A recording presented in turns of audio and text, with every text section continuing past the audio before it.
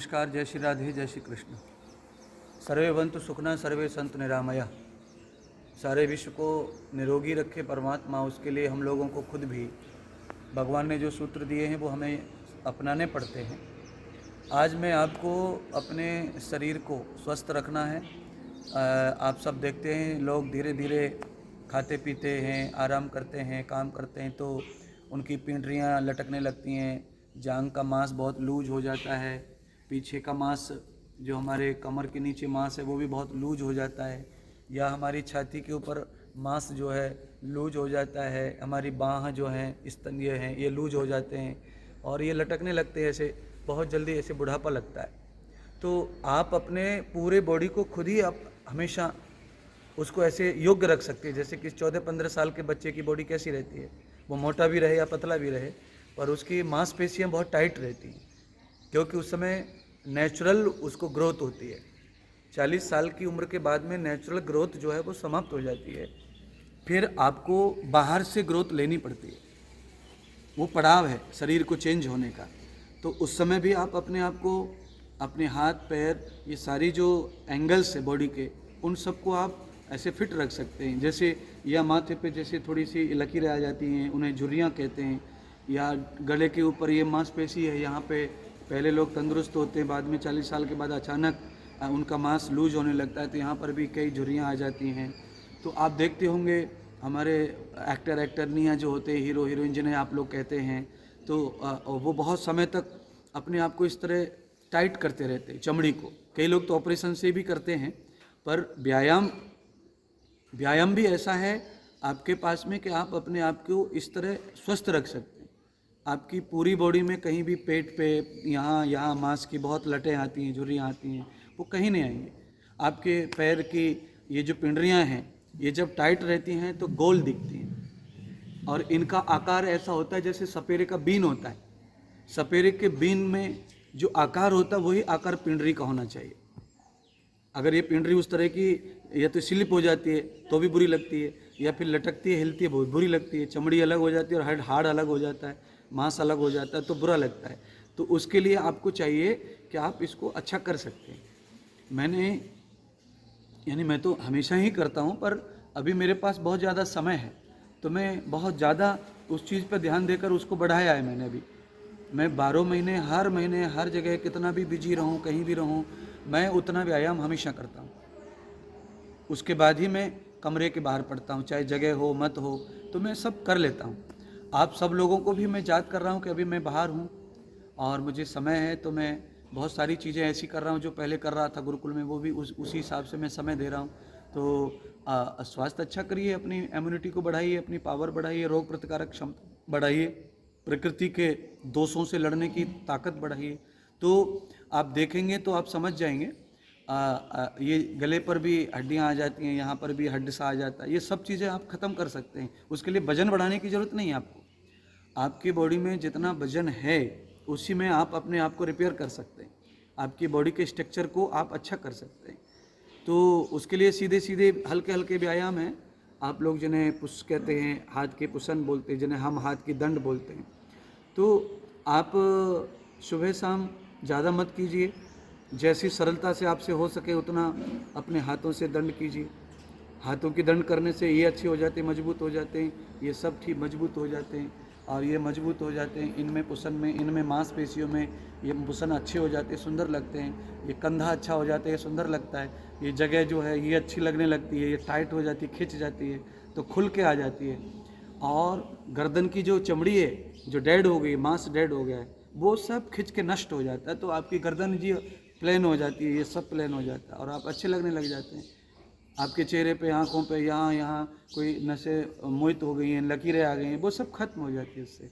तो आप वो भी, मैंने कई प्रकार के प्राणायाम व्यायाम जो मैं करता रहता हूँ वो मैं आपके समझाने के लिए वीडियो पे थोड़ा सा डाला हुआ है।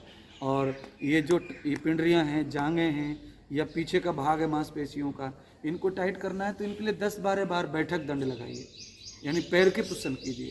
पैर आगे को हाथ करके लेवल में सामने छाती के, और 10-12 बार भी नीचे बैठे और उठे, नीचे बैठे और उठे, तो आपके ये सब टाइट हो जाएंगे 1 महीने में। जांघें, मांसपेशियाँ जांघ की सब एकदम ओके, हिलना डुलना ये सब बंद हो जाएगा।